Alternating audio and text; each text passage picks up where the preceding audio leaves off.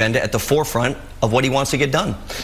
Given that Reince Priebus and the president weren't always very close, you had a front row seat to that at times, the tense relationship between when he was chairman at the RNC and your campaign and with candidate Trump.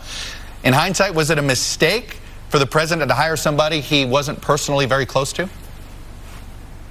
I think what the president decided when he was president-elect and to bring Reince on board was to bring someone in who understood Washington to help him staff his team in order to achieve his legislative agenda. And unfortunately, where we are right now, if you look at the ups and downs of the presidency so far, the single most important thing the president has been able to achieve is getting Neil Gorsuch on the Supreme Court. It's a very important thing he's been able to achieve. But the major issues of his agenda have not been accomplished through Congress, and he's decided to make a change at the top to move his agenda forward. And he believes that it's all Reince Priebus's fault?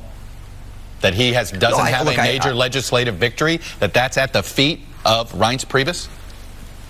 No, I wouldn't say that, Chuck, but what I would say is obviously the president has a very aggressive legislative agenda. Health care, repeal and replace of Obamacare was at the top of that list. We're now moving to tax reform, where we can repatriate the money sitting overseas. We can give middle-class deductions, double those, and cut taxes on small businesses. And look, what you've got with General Kelly coming in is someone who's bringing a fresh perspective.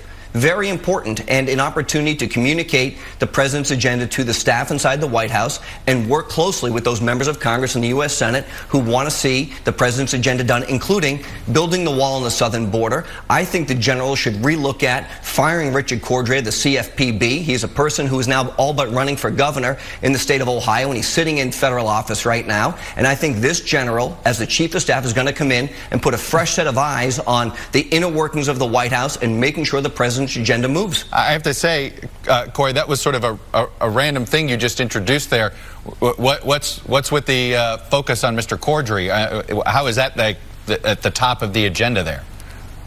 Well, I think there's three things on the agenda. It's tax reform, it's building a wall on the southern border, it's repeal and replace of Obamacare, which didn't get done. But I think Richard Cordray is somebody who is campaigning now for governor of Ohio. He's sitting in an office right now at the CFPB, and it's my recommendation to the president of the United States to fire Richard Cordray. And if he wants to go run for governor of Ohio, go do it. But my concern is that you've got an unelected bureaucrat sitting in an office right now, and I hope that the new chief of staff looks at him moving forward and saying it's time to act decisively. I have to ask this, considering that you brought this up. Do you have any business interest here? Do you have a client that wants to see this happen?